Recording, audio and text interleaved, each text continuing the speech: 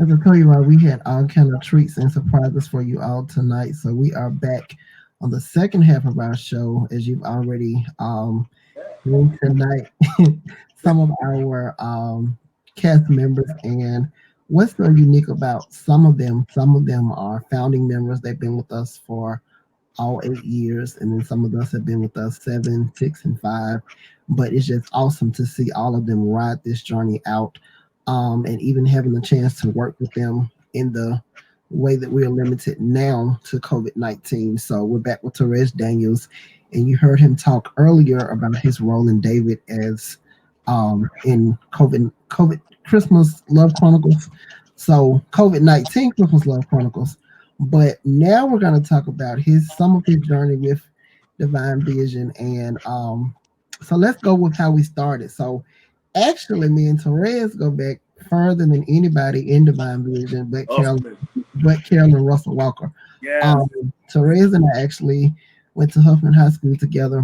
Huffman Came out fight. in, right, I came out in 2003. Came out in 2004. Oh, And fuck. what was so funny about Therese and I, we both sang in gospel choir together. And when we did stage plays, when I was in the drama department, a few of those I actually directed. We tried to get Therese to audition for those plays, but Therese was always busy because I think you did band, Did a you whole did some of lot. everything in Huffman. At that current time, I was in chamber choir and Uh huh. hey, I was in a whole lot of stuff. Right. And so anybody that knows like how it is with extracurricular activities, your supervisor, who's ever over that, they don't want you doing a whole lot of stuff. But No, so years later, he and my mom actually worked together, and she called me. She said, "I got somebody that I think will be good in your cast." And I said, "Who?" She said, "Well, I got to talking," and she said, "He actually knows you."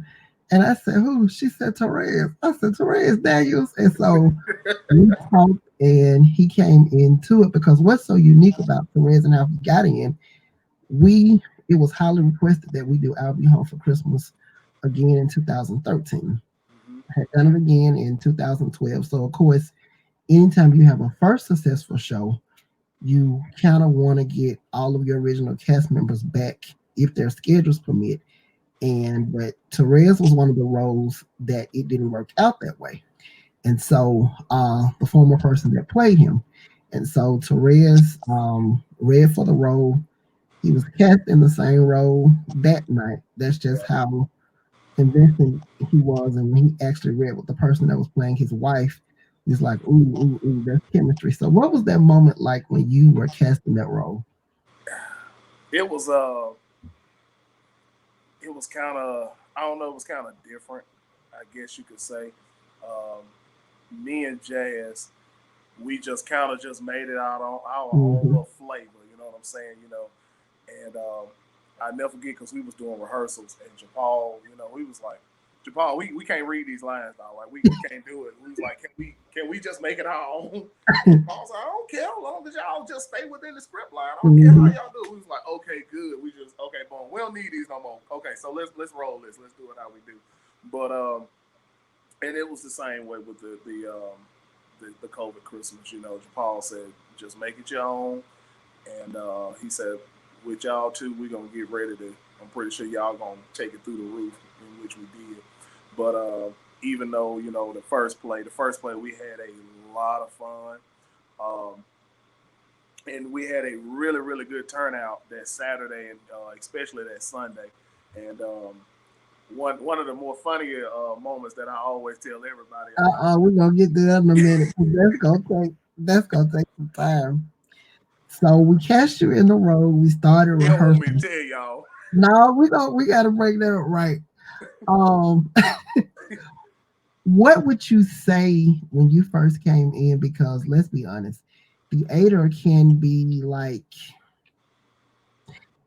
it can be hard for some people. Even if you think you can learn lines, there's a lot more that goes with it. You have And to be it able to it, it listen. it was. I'm not even gonna sit here and lie and say it was not hard because it was kind of scary at first. Like it was difficult because I'm like, I ain't never did nothing like this before. It Yeah. wasn't nothing for me to go and sing in the chamber choir at Huffman, or Mhm.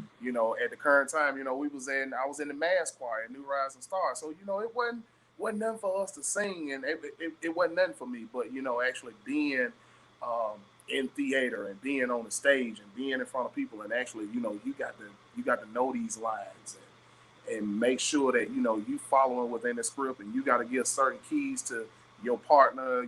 However you doing it, y'all got to make sure y'all one on one, and you just Mhm. ain't up there just like kind of looking crazy. So it was kind of scary at first, but once I got around the Divine Vision family, and we kind of just start clicking, and all of us just kind of just pretty much was like family. It just became like natural. Right. And I have to give a shout out to Beryl because she actually was an assistant director and she served as the stage manager on that play. So Right. she actually helped me pull what we knew was inside out of all of you. So before we end, we got to talk about this moment. There will actually be two moments. The first moment we have to talk about Lorraine Wilson. Lorraine. Of course, Lorraine is no longer with us, but this was Right. actually Lorraine's first show as well. Lorraine played Big Mama in this. She did. So, what was it like to work with her on stage? And then, even like, just the chemistry. It wasn't hard to build that with Lorraine because she just bought it. Right. It wasn't one thing about Lorraine. Her name in the play was Big Mama, but Hmm. she was actually like a big mama to all of us. Right, absolutely. Um, and then once we kind of start getting to know Lorraine, we didn't know Lorraine didn't have any kids at all. Right, absolutely. And so we just pretty much circled around her, and we just started loving on her, and Hmm. she would just start loving us like we were her own kids, Absolutely. grandkids or whatever. And Lorraine would invite us to the house, and she would just cook and just set it out. We ain't have to do nothing but just come, and she would just pretty much y'all just sit here and talk, and I just want y'all to have a good time and just fellowship. And that's Right. what Lorraine was about. And just to see all of us together, even if you came for an hour, 2 hours. Some nights it was where we would stay up to like 3, 4 o'clock in the morning just talking, Absolutely. just you Absolutely. know, just all into conversation. All of us, and I'm not just talking about just no little situation. We talking about actual life, Right.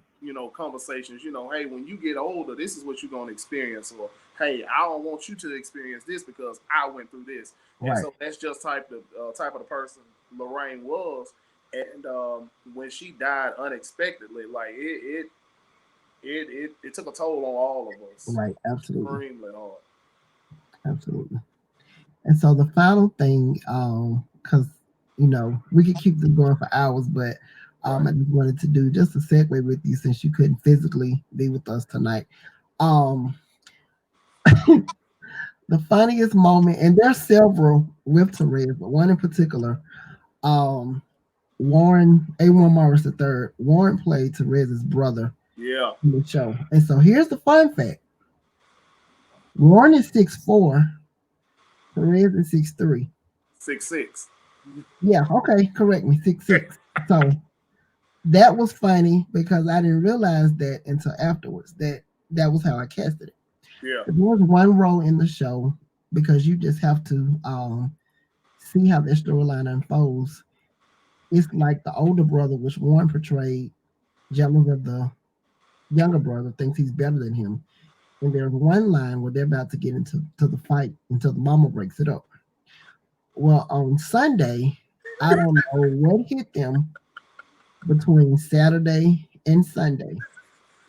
And I am so thankful that we had the love seat position for the next scene.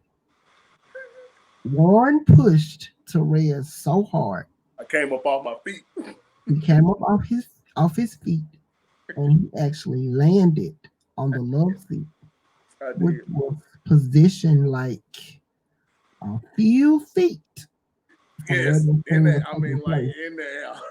And the audience was clapping, and I'm like, oh wow. And it was But like, oh man, this is, and in my head and in Warren's head, because we looking at each other, we was like, that wasn't even part of Right, it. absolutely, absolutely, absolutely. But those are the moments that we love in live theater, and definitely we can't wait to get back to experience those. So, Therese, I want to thank you for again doing this segment No tonight. problem at all. No problem. No Right, problem. and we're definitely excited to you doing more plays and more things with the Divine Vision Entertainment family. Hey, we're ready. Hopefully, when we get past all this COVID mess, we're gonna have a real. Gonna need you to do us a good play so we can, get everybody back together. We can actually be around each other without a mask on. Absolutely, let's do it.